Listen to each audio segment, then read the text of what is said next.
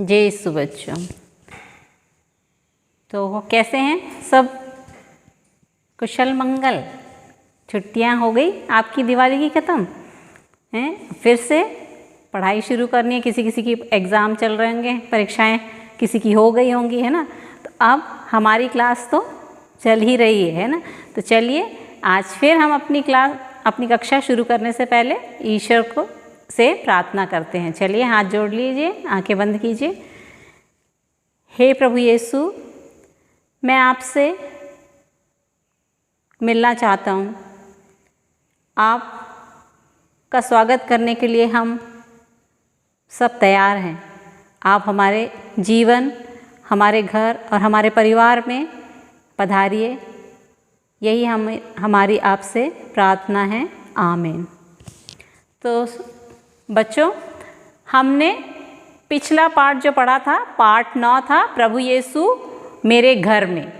उसमें प्रभु यीशु मेरे घर में पाठ 9 में हमने पढ़ा था, जक्कैयुस की कहानी सुनी थी। जक्कैयुस की कहानी में हमने क्या देखा था कि जक्कैयुस एक छोटे कद का नाकेदार था जो प्रभु यीशु को क्या करना चाहता था? देखना चाहता था। लेकिन बहुत भीड़ होने के कारण वो प्रभु यीशु को नहीं देख पा रहा था। और उसके लिए उसने क्या किया? पेड़ पे चढ़ा, गुलर के पेड़ पे चढ़ा और वहाँ से वो देखने की प्रभु यीशु को कोशिश कर रहा था।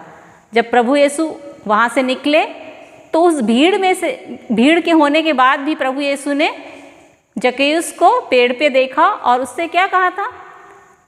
जक्कैयुस जल्दी नीचे उतरो। क्या कहा?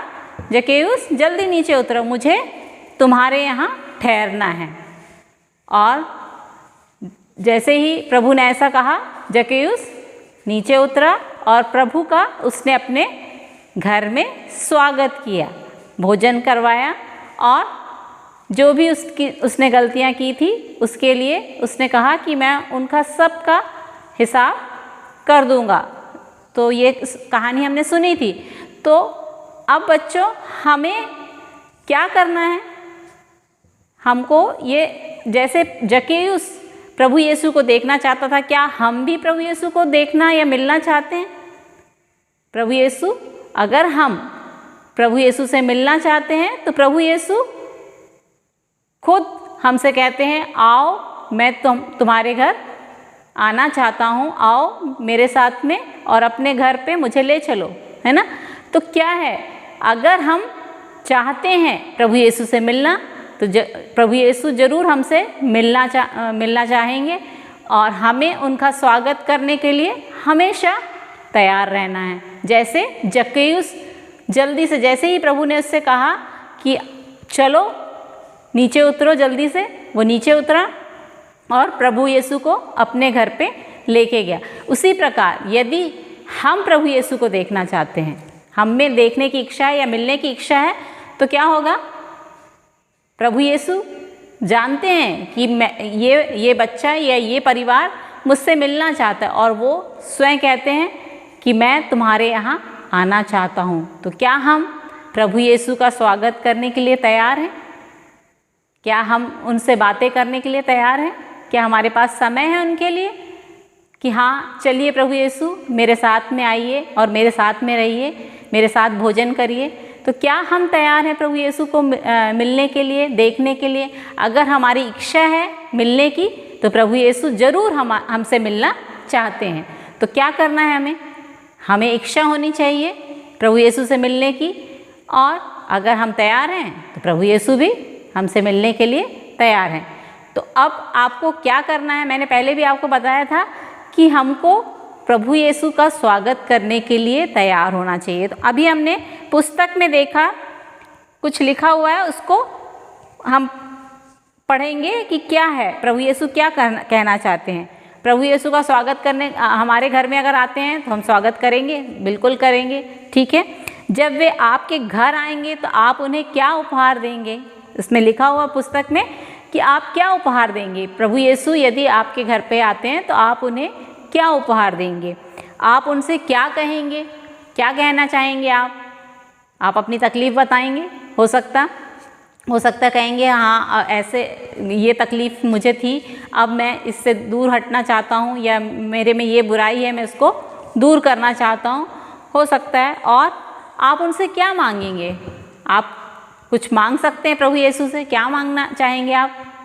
अच्छी बुद्धि हो सकता है, आशीष, अच्छी आशीषें प्रदान कीजिए प्रभु यीशु, ताकि मैं और अच्छे से अपनी उन्नति कर सकूं। तो हमें प्रभु यीशु को अपने यहाँ स्वागत करने के लिए तैयार रहना है, ठीक है।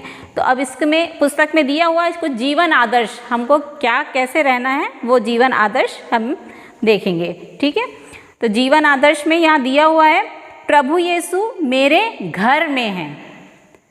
जब अगर हम उनको बुलाएंगे तो वो मेरे घर में हैं, वे मेरे साथ हमेशा रहते हैं। यदि आपके घर में आएंगे और आप उनका स्वागत करेंगे तो वो आपके साथ हमेशा रहेंगे। वे मेरे घर के मालिक हैं। घर के मालिक हैं क्यों? आप उनके अनुसार चलना पड़ेगा आपको। यदि मालिक है तो मालिक के अनुसार चलना पड़ता है। जैसा प्रभु यीशु चाहते हैं वैसा आपको चलना पड़ेगा, ठीक है। वे भोजन के समय हमारे अदृश्य मेहमान हैं। भोजन जब हम करते हैं तो हमें प्रभु यीशु दिखते नहीं हैं, लेकिन अदृश्य मतलब जो हमें दिखाई ना दे, तो वैसे मेहमान हैं वो। हम उनको, अगर हम अच्छे से भोजन करते हैं, भोजन का आदर करते हैं, भोजन को नष्ट नहीं करते या खराब नहीं करते, तो वो एक प्रकार से हमारे मेहमान हैं। और मेहमान के लिए हम अच्छा भोजन बनाते हैं। अगर हम अच्छा भोजन खाएंगे, उसके दुरुपयोग नहीं करेंगे, तो क्या होगा? प्रभु यीशु भी प्रसन्न होंगे और वो एक मेहमान की तरह हमारे जीवन में हर समय रहेंगे, ठीक है। तो चलिए अब आज हम इसके अभ्यास कार्य करेंगे, ठीक है। इसमें दिया हुआ है, अक्षर खोजकर शब्द पूरे कीजिए। नंबर 1 पे खाली जगह दी हुई है और एक अक्षर दिया हुआ है जिसमें मात्रा लगी हुई है, भा में ऊ की मात्रा लगी है, भू, और फिर खाली जगह है, फिर सा में छोटे ऊ की मात्रा बोलते हैं ना वो। तो 2 खाली जगह हैं। एक नंबर में पहला जो है उसमें 2 खाली जगह हैं। पहले में एक अक्षर लिखना है और दूसरे में एक और अक्षर लिखना है। तो आपको बताना पड़ेगा कि ये क्या लिखना है इसमें, ठीक है। दूसरे में है माँ लिखा हुआ है, फिर खाली जगह है और क लिखा है, तो ये भी एक शब्द है। तो आपको एक अक्षर लिखने से वो शब्द पूरा हो जाएगा। फिर तीसरा नंबर पे है में लिखा है, फिर खाली जगह है, फिर माँ, फिर खाली जगह है। तो इधर 2 अक्षर आएंगे, पहले खाली जगह पे और दूसरे खाली जगह। तो इसको आपको क्या आएगा ये आपको लिखना है। फिर चौथे नंबर पे ठ लिखा हुआ है, फिर खाली जगह है, र है, फिर खाली जगह है। तो आपको यहाँ भी 2 अक्षर लिखने हैं जिससे ये शब्द पूरा हो जाएगा। इसके बाद हम देखेंगे, ऊपर दिए गए शब्दों से खाली जगहों को भरिए। तो ये जो शब्द जब पूरे होंगे तभी आप ये नीचे वाली खाली जगह को पूरा कर सकते हैं। तो चार शब्द थे ऊपर और यहाँ पर 3 वो हैं, लेकिन जगह कितनी है? 4 खाली हुई है।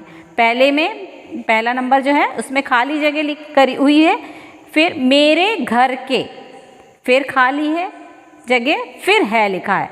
तो आपको ऊपर वाले शब्दों को जब आप पूरा कर लेंगे तो इनमें से 2 शब्द इसमें आएंगे। आप उसको अच्छे से पढ़ के समझ के लिखेंगे। फिर दूसरे नंबर पे है, वे भोजन के समय हमारे, फिर खाली जगह है और है।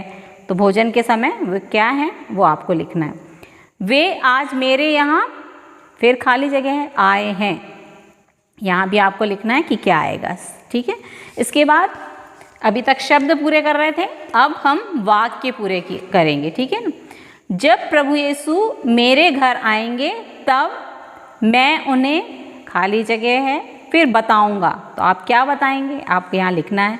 दूसरा है मैं उन्हें, फिर खाली जगह छूटी हुई है, फिर दूंगा लिखा हुआ है। तो आपको उसको पूरा करना है। तीसरे नंबर पे है मैं उनसे, फिर खाली जगह है, मांगूंगा। आप क्या मांगेंगे वो आपको लिखना है, ठीक है। तो ये वाक्य पूरे कीजिए और यहाँ पर शब्दों को पूरा कीजिए। पहला था आपका शब्दों को पूरा कीजिए और उन शब्दों से खाली जगह को भरना है। और ये वाक्य आपको अपनी तरफ से लिखने हैं कि आप क्या करेंगे और क्या मांगेंगे प्रभु यीशु से और क्या देंगे उन्हें। ठीक है, अब हम इसमें एक छोटी सी अच्छी प्यारी सी प्रार्थना है, उसको हम साथ में बोलेंगे, इसको 2 बार दोहराएंगे ताकि आप उसको अच्छे से बोल सकें। मेरे साथ साथ में बोलिए, हे प्रभु यीशु मेरे ईश्वर, आप मेरे साथ हैं, आप मेरे घर को आशीष दीजिए और इसमें रहने वाले सब लोगों को भी आमीन। एक बार और ध्यान से क्या बोल रही है इस प्रार्थना में ये समझा देती हूँ मैं आपको, फिर हम बोलेंगे, है ना। क्या बोल रहे हैं कि हे प्रभु यीशु आप मेरे साथ रहिए और मेरे घर को आशीष दीजिए। हम आशीष मांग रहे हैं प्रभु यीशु से, और जितने भी लोग हमारे साथ में रहते हैं सब लोगों को आशीष दीजिए। ठीक है, तो चलिए एक बार और बोलते हैं, हे प्रभु यीशु मेरे ईश्वर, आप मेरे साथ हैं, आप मेरे घर को आशीष दीजिए और इसमें रहने वाले सब लोगों को भी आमीन। तो आपको ये प्रार्थना आप रोज़ बोल सकते हैं। प्रभु ईश्वर की, प्रभु यीशु की आशीष आपको मिलती रहेगी, है ना। आपके घर के लोगों को मिलेगी, आपको भी मिलेगी। तो आप ये छोटी छोटी प्रार्थनाएं वो अपने जीवन में शुरू कीजिए। आप बोलना अगर नहीं बोलते हैं तो ये जो भी छोटी छोटी प्रार्थनाएं मैं आपको बताती हूँ, जो पाठ के पुस्तक के पीछे हैं, कम से कम उन प्रार्थनाओं को आप बोलने की अपने रोज़ के उसमें समय में जब भी आपको समय मिलता है बोलने की कोशिश करिए, ताकि ये आपके और आपके परिवार को आशीष प्रदान करिए। तो चलिए अब आने वाली क्लास में जो भी ये अभ्यास दिया है उसको हम पूरा करेंगे। तब तक आप इसे पूरा करके रखिए और हम आने वाली कक्षा में मिलेंगे। तब तक के लिए सभी को जय यीशु।